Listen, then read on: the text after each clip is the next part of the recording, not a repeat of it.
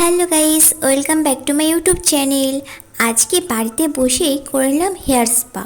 তো hair spa করতে কি লাগছে তো চলো তোমাদের সঙ্গে সেটা শেয়ার করি। বাটিতে আমি 2 চামচ টক দই নিয়ে নিলাম। টক দইতে থাকে ল্যাকটিক অ্যাসিড, যা রুক্ষ চুলকে মসৃণ করতে, চুলের ঘনত্ব বৃদ্ধি করতে আর চুলের খুশকি দূর করতে সাহায্য করে। তারপর দিলাম 1 চামচ পাতিলেবুর রস। এই পাতিলেবুর রসে রয়েছে ভিটামিন সি, যা আমাদের চুলকে বৃদ্ধি করতে আর চুলটাকে মসৃণ করতে সাহায্য করে। তারপর দিয়ে দিলাম 1 চামচ মধু। মধুতে রয়েছে প্রচুর পরিমাণে ক্যালোরি, যেটা আমাদের চুলের কন্ডিশনারে কাজ করে। তারপর দিয়ে দিলাম 1 চামচ নারকেল তেল, যা আমাদের চুল পড়া কমাতে সাহায্য করে আর চুলকে আরো বৃদ্ধি করে। তারপর এইগুলোকে একসাথে মিক্সড করে আমরা চুলে ভালো করে আস্তে আস্তে লাগিয়ে নেব। কিন্তু এটার সাথে যদি কেউ ডিম অ্যাড করতে চাও তো করতে পারো। আমি এখানে ডিম অ্যাড করিনি।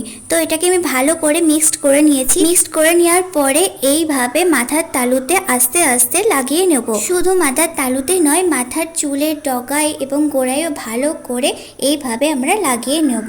গরমে যাদের চুল উঠছে তারা এটা ইউজ করতে পারো, আর আমি এটা মাসে 2 বার ইউজ করি। তো এটা 30 মিনিট পরে মাথায় রেখে তারপরে আমরা এটা শ্যাম্পু দিয়ে ধুয়ে ফেলবো। 30 মিনিট পরে আমি চুলটাকে ভালো করে ধুয়ে ফেলেছি।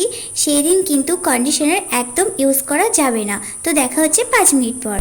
তো দেখো চুলটাকে অনেকটাই মসৃণ লাগছে। তো আমার চুল পড়া বন্ধ হয়ে গিয়েছে। তো তোমরা চাইলে এটা ইউজ করতে পারো। আমি 6-7 মাস ধরে এটা ইউজ করছি। তো দেখা হবে নতুন আরও একটি ভিডিওতে। তোমরা ভালো থাকবে, সুস্থ থাকবে। আর এই ভিডিওটা যদি তোমাদের ভালো লেগে থাকে অবশ্যই লাইক, কমেন্ট, শেয়ার করবে, সাবস্ক্রাইব করতে ভুলবে না। টাটা।